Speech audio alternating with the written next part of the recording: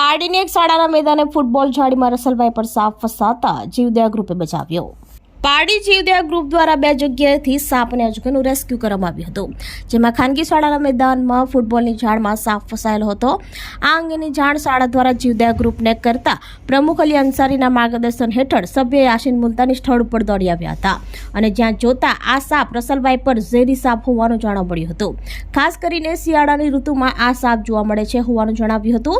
આ સાપને સહી સલામત રીતે પકડી રેસ્ક્યુ કરવામાં આવ્યો હતો અને આ અંગે વન વિભાગને જાણ કરી જંગલમાં મુક્ત કરવાની તજવીજ હાથ ધરી હતી।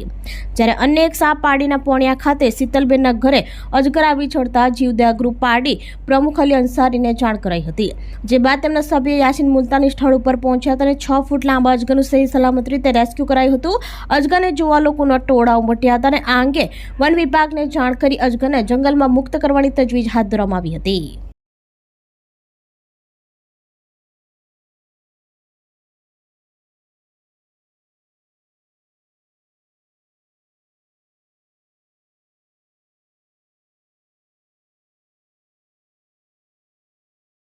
આપણી સંકલ્પ ન્યૂઝ ચેનલને સબસ્ક્રાઇબ અને લાઇક કરો, બેલ આઇકન દબાવો જેથી આવનાર ન્યૂઝ અપડેટ્સની નોટિફિકેશન આપના મોબાઈલ પર સૌથી પહેલા પહોંચે।